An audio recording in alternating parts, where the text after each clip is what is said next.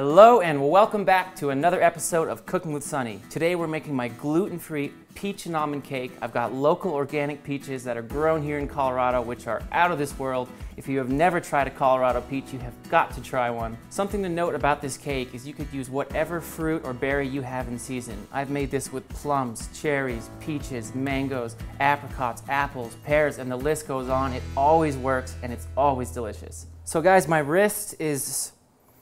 I got the pins out about 2 weeks ago, and here's where I'm at with the rotation. So it's getting there. I can't hold my hand out yet.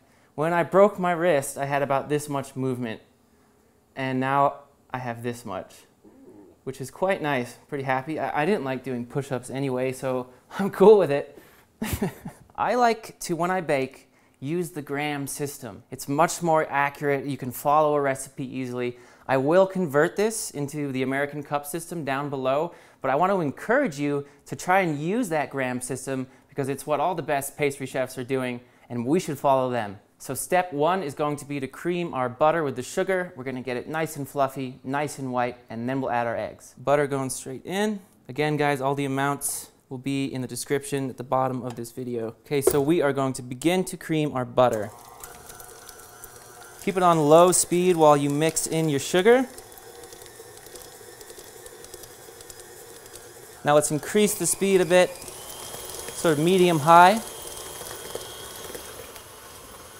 I'm just going to be adding a little bit of honey. I just took a little bit of sugar out and I'm adding a little bit of honey mostly for the flavor. You could experiment with using different sweeteners in this cake as well. So just low speed.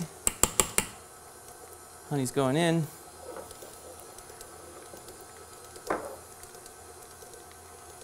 Speed back up.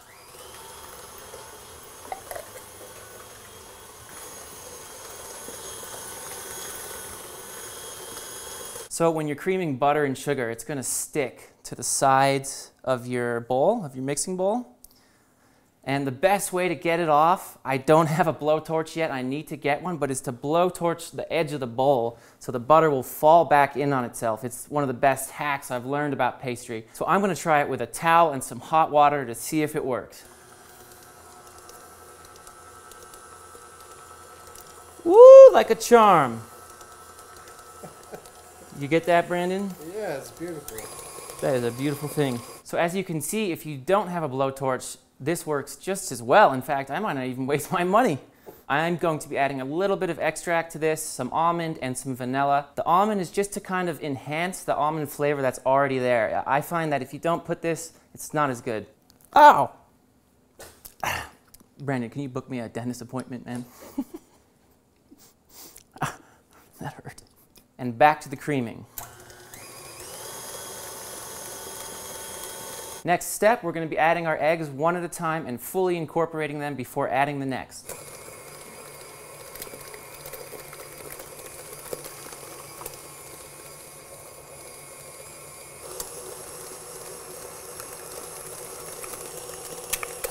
Oh, oh, oh, oh! Oops. Let's make sure there's no egg in there.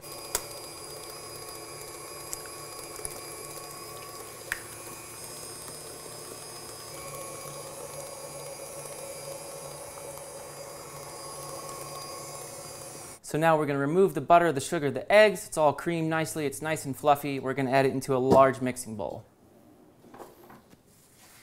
Oh yeah, baby. Oh yeah. Nobody's going to know what that means. Like we didn't see the drawer before, you idiot. So these are the Colorado Palisade peaches, and they are absolutely incredible. We're just starting to get them in season. You will smell peach when your face is like a foot away from these things. Incredible. So we're just going to quarter our half peaches.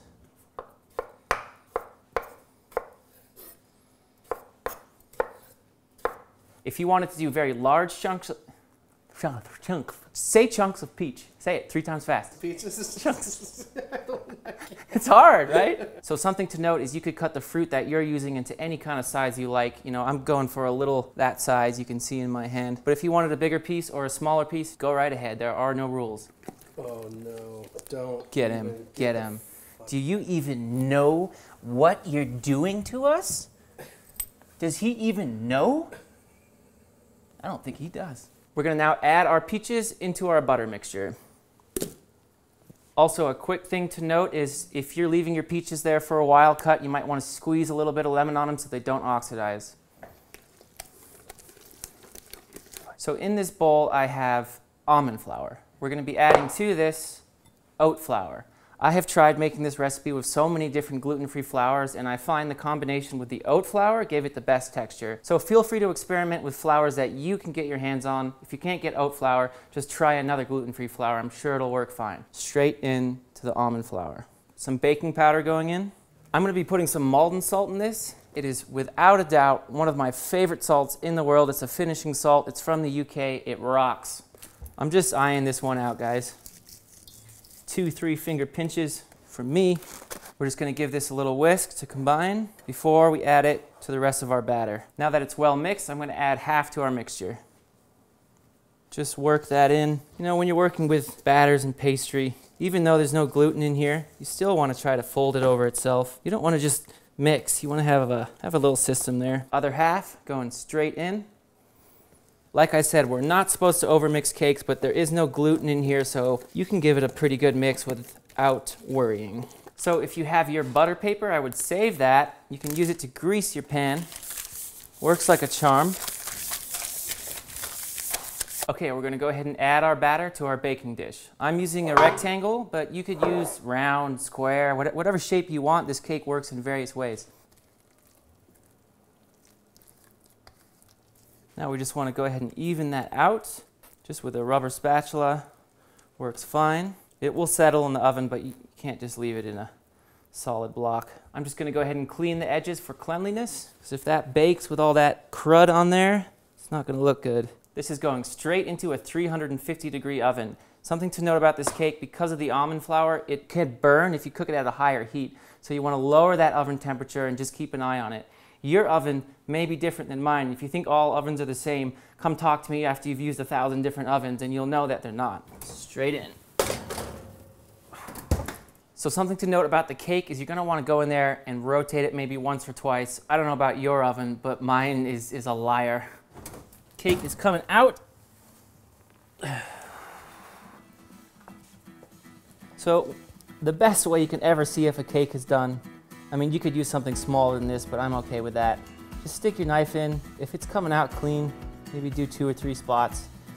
That thing is done. The smell of this is insanely wonderful. I'm sure Brandon will agree. And the beauty of this cake, guys, is that, you know, whatever time of year, there's always a good fruit that you can put in here and make it seasonal. So just learn that base recipe and then you can just add whatever you want. Guys, it looks amazing as usual. Like I said, I've made it hundreds of times. Looks the same as it always does, right? Going in for a taste. This cake, it has like the most moistness to like fluffiness. It's just, I mean, you can see, I'm sure you can see from some of the shots in the video. Peach and almond, it's up there for me. It's not my favorite combo, but it's way up there. Awesome. Beautiful cake. Also, if you wanted to serve this with some maple whipped cream, some ice cream, whatever you want, you got custard, you know, of course. That is it for today, my friends. If you enjoyed the video, please leave me a like and subscribe. And I'll see you next week.